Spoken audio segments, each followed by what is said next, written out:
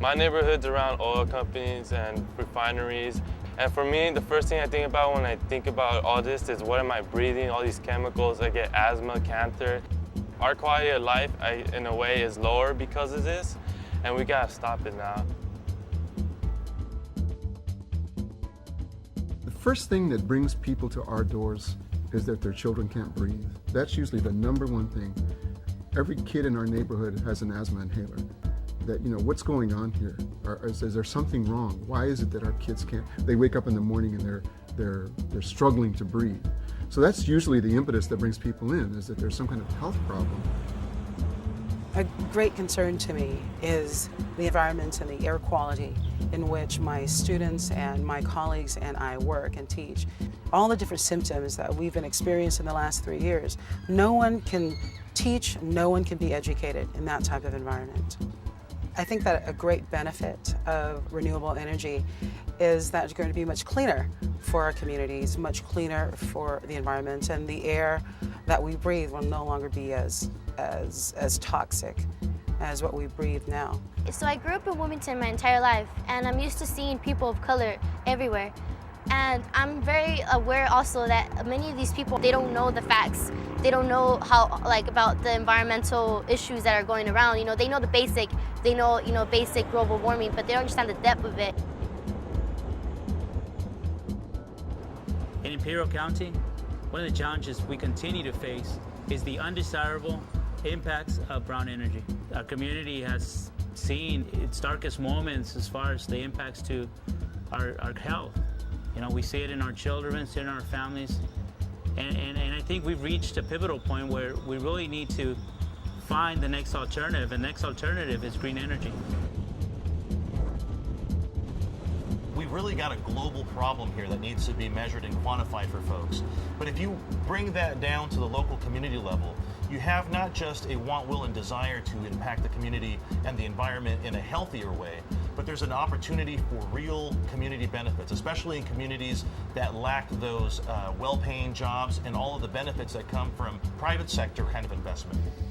Geothermal is one component of alternative energy, along with wind, solar, any type of energy that's renewable.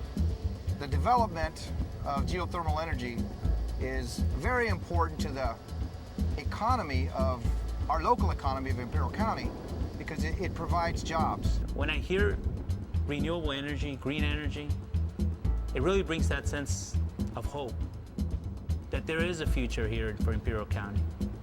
That there is a future for green energy, and there is a future for a green job workforce. All my kids have been brought up around geothermal, and they have an understanding of what geothermal energy is and the importance of geothermal energy to this valley. I get a sense of pride from being involved with this industry. Photovoltaic solar systems like this are good, but it's not enough. We need other sources of renewable energy. Solar companies like ours are looking for well-trained individuals. Local officials and local agencies are actually training individuals to get into the sustainable energy industry. So this is a win-win for the community.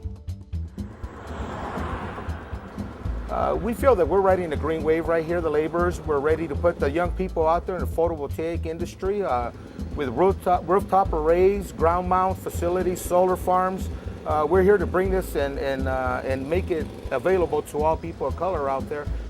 This green wave is going to stretch onto the future. A lot of people think the installation is just one portion, but you got the maintenance that follows through. The modules, the solar farms have to be maintained. It's going to be long-term jobs out there. It's going to be good for the environment. We're going to be able to cut back on coal and some of that usage that's polluting the earth. I believe it's a wave that's going to bring long-term jobs and cleaner air. The way our system works now is that those with the money have an inordinate amount of power in our political system. So if we want those benefits to go beyond those few people who have enormous amounts of money, we have to create space for that to happen. That happens when people are organized. That's the lesson of the farm workers movement. That's the lesson of the civil rights movement. That's the lessons of the women's movement, of the labor movement. If we want policy change that benefits us, we have to be organized and we have to be smart in our organizing. It's really important that we understand that the grassroots is just as equally as important as the treetops. And we need to understand that the treetops need to be held accountable by the grassroots. And so through this process of this economic recovery and this strategy and the stimulus dollars that are coming, Sacramento needs to do a better job, and our legislators need to do a better job of connecting the dots. Welcome to Central Avenue. We're one of Los Angeles Main Street, and it's not Wall Street. We are living and experiencing the global meltdown, and we have to learn how to live large on less. And we have to educate our communities about how to change their practices, green attitudes, be more conscious about their environment. But even more than that is how to create opportunities, economic opportunities for those that are unemployed and underemployed to be a part of the emerging economy. In order to bring the green economy to Central Avenue and to the Vernon Central community, we need partnerships. We need our elected officials to bring stimulus money and federal resources into this neighborhood. We need housing resources, we need workforce development resources, and then we need to partner with LA Trade Tech and other community colleges so that they can train the workforce to green these communities and to improve our houses to be more energy efficient. Using the resources of our state and local government, we can win this game. The solutions do exist. It is just up to our community to get behind it and support green technology, welcome them into our community. But before they could do that, they need to become educated.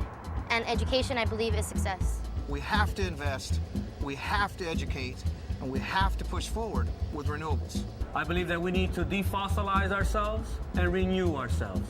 And as we work hard to protect our vulnerable lands, we need to make sure that we work hard to protect vulnerable people. My goal is to guide my community towards responsible green energy. One of the things I am most proud of is that this is a sustainable business based on sustainable energy. An investment in green energy is an investment in our future.